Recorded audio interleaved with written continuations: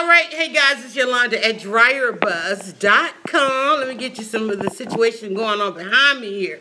And it's time for another episode of It's All Blogging. And of course, why do we talk about blogging? Because I am a 16-year veteran blogger, one of the ones to help create this whole blogosphere and new media and everything, blogging.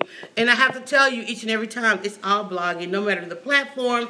As long as you are curating content on some type of frequency, you are probably a blogger. And so we want to talk about that. And I didn't have a topic, but now I do have a topic. And I kind of was playing around with this. And let me tell you what you hear in the background. That's breakfast. And if most of you know, I am also breakfast with DryerBuzz, except I don't have to make breakfast today. It's being made for us. So let me get situated. You can see our basket of books. We're still working on our basket of books if you're following along with that project under This Ain't That Book Club. We have our selection that we read. If you guys follow us, you can also check out the selection we're doing now. But timeless. Remember, it's all blogging, but you want to keep it timeless. You want to have timeless content out there. And so the topic of today is lift every voice. And I know there's a lot of controversies going on right now with the national anthems. But for those of you, for a lot of people, many people, lift every voice is familiar because it's taken from what's considered to be affectionately known as the Black National Anthem. And it is a song that is sung at a lot of events and a lot of things that we have in the diaspora as we celebrate our culture. And lift every voice, I want to talk about that in the blog because one of the things that we've talked about is to find your content, to find your schedule, find your platform, find your niche, right? And in that, when things like hurricanes, at the time that we're taping this, there's the great Houston flood that's happening. We know we had Katrina, and then there's been other major things, the police brutality and things like that, right? So even though you have your lane and you have your niche and you have your own categories, your tags, and everybody knows what they're going to your blog for, and you have your voice. But there comes a time when you have to lift another voice. You have to give way to an opportunity for another voice or another, not just something that's trending. Maybe you do want to jump on another trend, but maybe you also want to lift your voice to help in situations. And it's some of the best blogging, I tell you, that you may ever do. We had a we still have a podcast, and we've been podcasting for about maybe 20 years or so. And I remember there was a situation going on, ironically, in Texas, and it involved the youth detention centers in Texas. And I had some friends online. We were live streaming.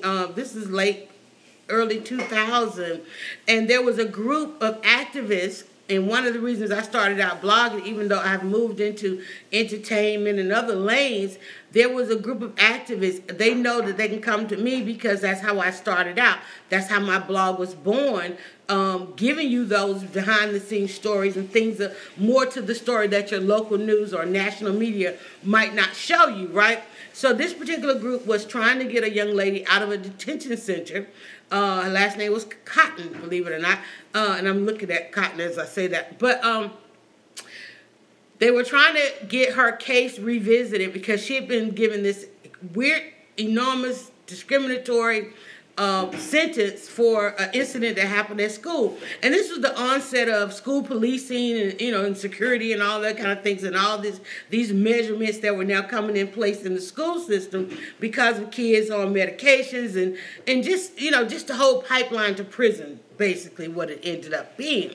And so this particular group, I had a weekly or maybe even a daily podcast at that time, and I saw the hard work that they were putting in with this, and they were not even in Texas. They weren't even in the same city. I said, well, here's a way that you guys can come together.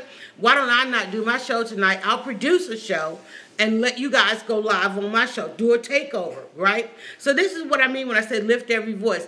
And so not only did allowing them to do a takeover, that kind of launched me into a new niche. It's like, hey, take over my timeline, take over my podcast, take over my broadcast, right?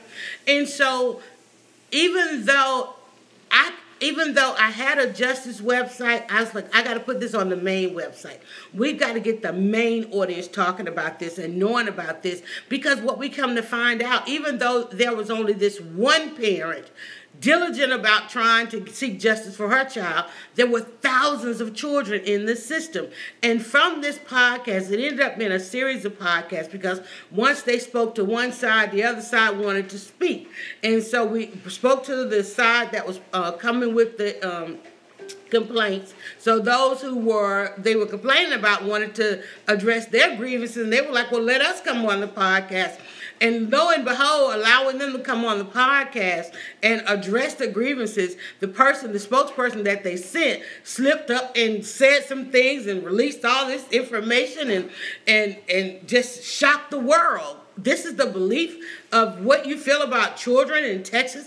And this led to the governor at the time, Rick Perry, really stopping and looking into not only the juvenile system there, but the entire prison system. And there was almost like an overhaul from me saying, hey, listen, let me not go on my podcast. I'm going to cancel my interviews. I'm going to bring these people in. I'm going to get them all on, let them talk and express their grievances. Then they came back and said, well, here, they want to address our grievances as well. To the next thing you know, not only this young lady getting out of this detention center, and they changing the school protocol to the fact of going in and overhauling the justice system, the youth justice system. Come to find out, there were not only this young lady, but there were many children still in that system, well beyond their sentencing, and not only that, some horrendous things were happening to them. So that's why I say you have to lift every voice. Do we have to lift every voice? But you want to be careful with that, because one of the things I did, I said, well, this is, above my head, but what I can do is I can produce this. I'll run the podcast, but I let the experts handle it. I knew that I wasn't as well versed in the case, even though I watched everything they've done. I said, why don't we'll do, and here's how we did it. We got an instant messenger at the time. Some of them, there were some people in Texas, there were some people in Chicago, they were all over. And we basically all used to frequent a couple of chat rooms, and they would come in the chat rooms. They would say, hey, guys, can y'all help us with this? You know how people do when they have these things going on. Can you tweak this? We didn't have Twitter at the time. Can you share this? Can you, and again, ask me, can you put this on the blog and so forth? And I would look at it. And then once I did this for them, then, people came out of the woodwork. Hey, we got a case like that here and a case like that there. And so what I ended up doing was, I said, well, I asked a couple of them that worked on that particular case, if I were to do this for others, could you review the cases and help me decide which voices to lift? Because once you, remember as I said about blogging, once you put something out there, people begin to expect more of that, and they begin to expect more of it from my blog. And every now and then I still get a message here and there when I lean too much toward the entertainment side. Hey, listen, we still need you in the justice arena. We still need you over here. We still need, and I get tagged and stuff, if you're not too busy with the red carpets and all of this stuff, can you help us out with this, that, and the other? And I still get phone calls from parents who say, hey, I remember you worked on this case, or you did something on that case. Can you help us? Or can you pass on the contacts? And sometimes I can, and sometimes I'll say, well, my blog is doing this right now. If I interject that, it may not be, but here I always have, if you can't do it, don't just turn people away. Don't just say no. Always have something by which you can refer them to. So if it's something that I really can't do it, or maybe like during the summer, I say, well, hey, the blog is on a hiatus. I'm taking a hiatus. I'm in a caregiver mode. I'm doing this, that, and the other. It wouldn't be authentic. It wouldn't have the integrity if I roll with it right now. But here I have somebody, or hey, if I need to go create a podcast for you or create a blog for you, depending on how much content you need to put out there, I'm willing to do that.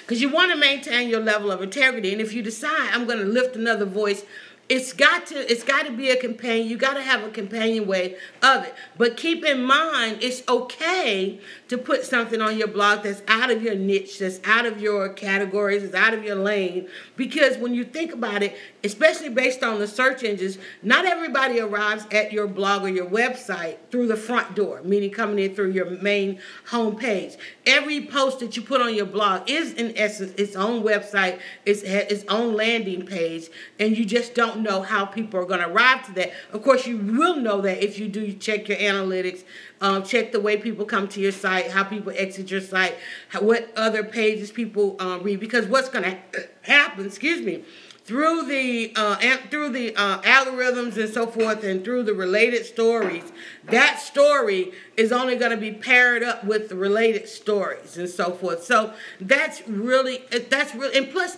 it's an opportunity for you to go beyond your circle. So you want to think about that. Should I lift other voices, every voice, and so forth? And I've done that. Maybe people that I want to partner with. How do you decide on that? Again, a lot of time, well, for the most part, many bloggers start out because we want to talk about things that we like. We want to blog about, things that we want to be involved in, or, because you want to be authentic in your voice. So you want to stay within your niche or your lane. But at the same time, there's so much that can be an auxiliary to what it is, the content that you put out there. And, you might not be as passionate about it, but is it of value to your audience? Is it of value to your readers? And that's what people will come to you, because and a lot of times people say, okay, well, you've got a large following or a strong following or some kind of following. Can you let them know about this, that, and the other? And there's a way to do that without saying, letting it be perceived that you've changed or you're different or something like that. Just let them know. And ask what sometimes I would do. I'll put out a teaser. Like sometimes people will come, because you want to look at it. It's kind of it needs to be mutually beneficial. If I'm going to do that for you guys, I want to open my audience and my lane for you guys. And here comes breakfast. If I'm going to open my lane to you guys, yes, it's something I think that my audience should pay attention to. But at the same time, what's in your audience for me? Because nobody begins these conversations unless, as one of my mentors, George C. Fraser, says, just sit it right there. What's in it? People want to know what is it? WIIFM, what's in it for me? And a lot of times people will come to that. I'll never forget, there was a grand opening of a beauty salon. My website's called DryerBuzz.com. And I went into the salon, and they were getting ready a couple of days or whatever, we're going to have a grand opening. I went in, I said, I'd like to do a story on your salon opening. It was opening in the neighborhood and so forth. And I had, because, we didn't have cell phones at the time. We didn't have smartphones. I had a printout of my website, and I was showing it to the lady. And she's like, this is like a copy. I'm like, okay, well, it is a copy from the internet. Of course, at that time, so early on, I had to kind of explain what the internet was. And she wanted to know, well, if you do a story on me, what's in it for you? And I was like, wow, okay, so we don't understand what media and creating buzz is. Even though I wrote the book on buzz, I wrote the book on buzz later. But I was trying to explain to her marketing, what it means to market your business. And it was a very disappointing interaction. And I ended up just kind of like leaving because she was so combative and defensive, And then, at the same time, I took from that to understand, one, the salon industry, even though my website is called DryerBuzz, they get inundated because people think, well, the salon is one of the last known mom and pop owned industries in our community that's been around forever, and they get inundated. The salons and the barbershops, they get inundated. Everybody's coming in to sell something. Everybody's coming in because they know that's where community is. Everybody's coming in wanting to get information and data and so forth. So while I still took it to heart, I didn't charge it to the heart. I just charged it to a level of ignorance that I didn't have the time and the patience at the time to help her move from, right? And she went out of business, but, hey, it happens, right? And so, you just have to understand that it has to be mutually beneficial. And when you are talking to somebody about doing something different, because a lot of times, even though I've been blogging for 20 years, I understand there's now this mass exodus to blogging and to social media and to live streaming, even though it's been out there a while. And I'm a little impatient with it because I've been out there a while. And I'm a little bitter about the early migration, because at the time I have to tell myself, Yolanda, at that time you were doing something that people had not seen before. You were part of, quote unquote, the early adopters. I still get that call and people say, remember when you told us our business should do this, that, and the other? Yeah, 2 decades ago, 20 years ago, 10 years ago. I got somebody asked me about something the other day, and I was like, yeah, that was, in fact, this book right here, I got this book August 2007. Here I am reading it. August, really, that's still on? Okay, I forgot I left it on. I got this book August 2007. Here I am reading it August 2017. So it's not lost. What you're doing, even though you may do it today and it's of vital importance today, or you may approach somebody today about blogging their story, it's not lost on them. It's still there. It'll still reverberate or whatever with them, and they'll come back. They'll come back. It'll come back around. It's a cycle. It's a cycle of life. So, you have to think about that at 15 minutes into, about 16 minutes into the podcast. So don't feel like, there's a bitterness that comes with it because there's a sense of urgency, because you have a sense of urgency in what you're doing. We all have that sense of urgency. We got to get it done. Here's an opportunity. I looked at the internet as a gateway. It's like, oh man, this is going to, connect the world, connect the diaspora. It's going to be a small world. And lo and behold, it took 20 years. It took 30 years to close the digital divide from when the internet first came around, and they wanted everybody to, have it in the workplace and in the home. But not until about 2008 did we all begin to migrate to a smartphone. It wasn't until 2015 that we actually closed the digital divide, meaning every level, every class, every economic level had equal access to the internet and so forth. I'm going to plug this one back up. You guys are going to get a little bit of sound effect. I just realized I unplugged it as I was taking that, and I'm so sorry to do this but we are live. There, try to do it as quickly as possible without touching everything. About 10 minutes to go in this podcast. So we're talking about, should you lift every voice? How to choose voices of which you can pair your blog with. And when you decide to do it, first, if it speaks to your heart, or if it's strong in their heart, and they come to you and legitimately, how do you tell if it's legitimate? How do you tell if it's authentic? Because especially boycotts, there's so many boycotts going on. And some of them, I'll say, well, I don't have to really kind of be involved in that. Doesn't mean I don't get to mention it. Doesn't mean, and you can write it in a sense. You don't have to write it and endorse it. Just like you can share a social media update, share, and you can always say sharing doesn't mean endorsing. You can put your disclaimers, even though I try not to do disclaimers, and some disclaimers are okay. It's just I don't like to, what I do, the way I decide on a disclaimer is, or way I decide on anything that I do, I don't like for it to cause any side effects, and I certainly don't want to lose any trust, right? So that's the main part of it, trust. Is it going to jeopardize your reputation or your trust? Okay, not necessarily your brand, because you don't have to, it doesn't have to become part of your brand, but you don't want to jeopardize the trust that people have in you based on the content that you provide for them on your blog. So you don't want to do that. Make sure it doesn't jeopardize any trust. And I have 3 things that I kind of gauge with. One, is it something that I'm one day going to have to apologize for? No apologies. I am a no apologies person, right? I don't want to attract any haters. And I don't deal with anybody that said they got haters, because if they say they got haters, that means they make errors.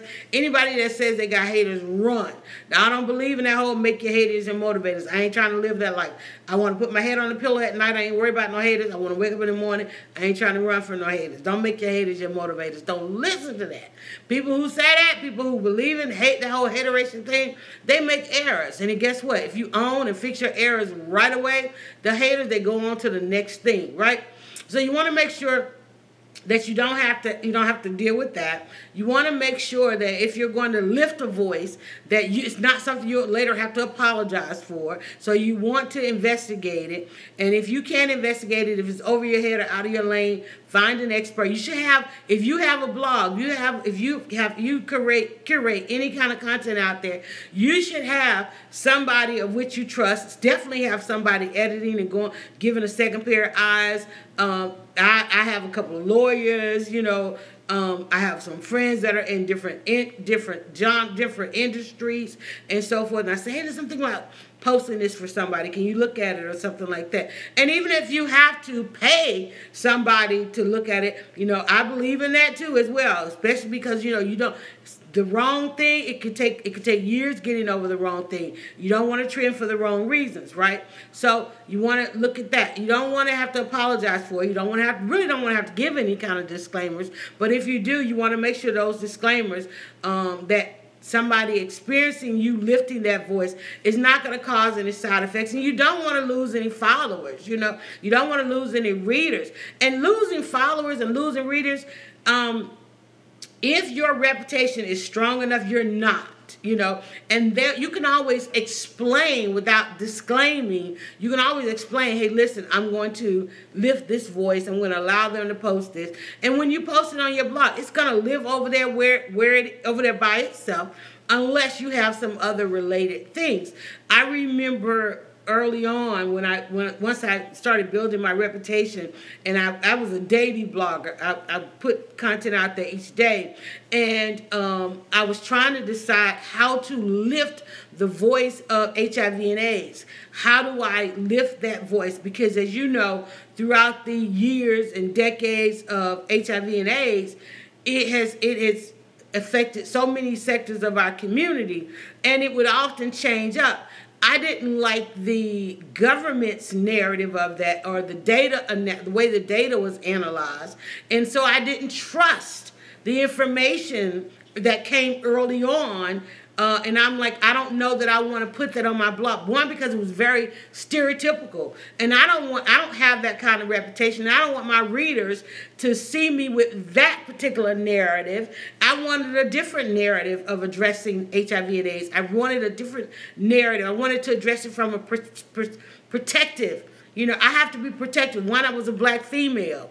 And the narrative lit itself strongly to one direction when it talked about the data collection, and not talking about the results, but the data collection and analyzation of how they came up with the numbers that represented black females. I'm like, well, I can't publish that because I don't agree. I really don't agree with it.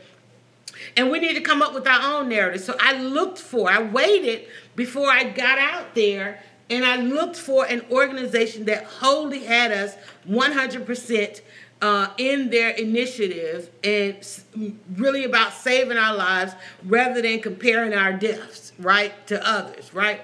And I found an organization. Finally, organization came to me and said, hey, listen, it was during HIV awareness. Can you publish this? I looked at it, and I was like, they came with a lot of integrity. That video still to this day, and I even showed it yesterday in a video at 22 in the podcast,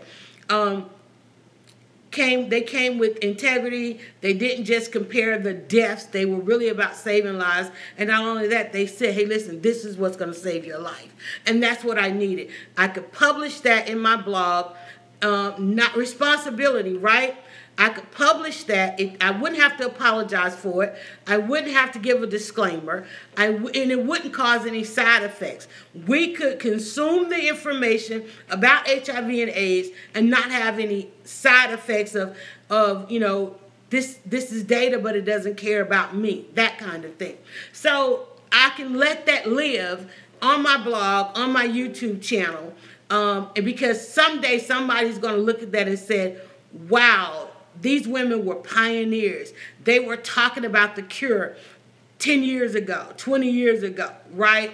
If only we had just listened, if only we had just trusted when somebody lifted that voice. So that's another thing. I'm trying to think of somebody else. So that's two cases. One was a major justice case by going through those three things, something I won't have to apologize for. I don't have to give any disclaimers, and it didn't cause any side effects. The case out of Texas, the HIV and AIDS, and then a couple of others, different things. And now, even to this day, I still get that call. Can you post this on your blog? Can you share this with your audience? And I just take it through those steps. And if it's something dealing with legal, then I go and get some. I'll drop it in one of my friend lawyers' inbox and say, look, what do you think about this? And they'll say, yeah, go with it. No, that's a little bit. Or here's what you need to be prepared for if this, that, or that it happens, right?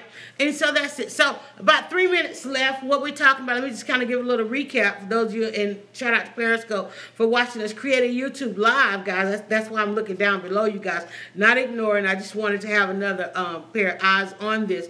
I am doing 27-minute YouTube videos, and I'm recording them live. Just that. Let's go. Now, we had to do a take two only because the internet connection wasn't strong. I love a one-take situation. I love having these conversations. And this is what blogging is. Anytime, anywhere, you could talk about it. It's your passion if you could talk about it anytime, any day, anywhere, right? You can wake right up, shower, jump on your camera, and go and talk about it. And not only that, you can pass on information to others that are coming behind you or along with you. And so today's lesson was lift every voice. Do you lift every voice? Lend your blog, no matter what you're talking about. If you're a hair blogger, if you're a justice blogger, even if you're a justice blogger, maybe, covering, a lot of times the justice bloggers have to decide whether or not they want to cover a lighthearted topic. Those who cover lighthearted topics have to decide they want to cover a deeper topic. You can do it. You can do it because your audience, we have to all exist in that 80-20. And I even like to break down the 80-20 and the 60-30-10. You can be 60% the consumer or 80% the consumer, but maybe you need to pay 20% attention to or 10% attention to the politics and those kinds of things, because all of this kind of affects our lives and our livelihoods and our neighbors and our family, right? Somebody is dealing with this. Somebody has not posted on their timeline because guess what? They're in Houston, so forth. Like Houston is the topic today, and I had to stop what I'm doing. I woke up this morning, I was like, okay, I need to figure out there's something missing in the Houston narrative, something missing in the narrative of the flood. I needed to stop, even though I didn't even want to stop and do anything on the eclipse. I was like, wait a minute, this is a once in a lifetime or twice in a lifetime thing, or half the world is going to experience, half the country is going to experience this. Let's post something. In fact, I got a little inbox. Hey, are you going live during the eclipse? I was like, I was kind of going to sleep through it at 27 minutes. We got to stop. And I decided, let me turn on my camera and just let people watch me watch the eclipse. And it ended up being a great piece of video that I didn't have to apologize for. I didn't have to offer any disclaimers. And there might have been some side effects to the eclipse because everybody's like, I can't get it together. I'm tired. I'm exhausted. Are you feeling funny after the eclipse? So all of us that were out there feeling the eclipse, some people are like up and going, and some of us are like, whoa, what's going on? Trying to get it together after this eclipse. But it was absolutely awesome. So do you lift every voice? Hey, watch the beginning of this video. I think I covered it all. Yes, you do. You do lift, if not every voice, lift another voice. All right. Before we go, always there answers. You don't have to take any notes. I already have the notes for you. It's called 27 Answers to Create Buzz. These are 27 blog posts from my blog on the learn side of DryerBuzz.com. It talks about how to create buzz at a conference with networking if you're using social media for business, how to find and engage your audience to find your customers. Social media is nothing without influence. My daughter is sneezing all over the end of my videos. I appreciate her trying to wait till I get to the end. Also, if you're coming to Atlanta for Labor Day weekend, or if you're in Atlanta, we are kicking off the second season of Breakfast with DryerBuzz. And I know everybody's coming to Atlanta for Labor Day weekend because this ain't the season. This ain't the season be going near the water. You need to come get landlocked with us in Atlanta if you're here. And that's not to make light of. Remember, no apologies, not to make light of where we are. I'm just saying after that eclipse. But if you're in Atlanta, definitely come by and check us out at Breakfast with DryerBuzz. And to end this, it is funding season. Don't sleep on the fact that we're headed into fourth quarter. Fourth quarter is all about building your budget and finding your sponsors. So if you're ready to get your sponsors, you really want to do some really great things in 2018. That happens during the fourth quarter. You build those relationships and connections during the fourth quarter. And we're going to talk about that as we close out this third quarter and get ready for the fourth quarter, only at Breakfast with DryerBuzz. Now, if you also want to read about what's going on in Atlanta and beyond, you can definitely read DryerBuzz.com.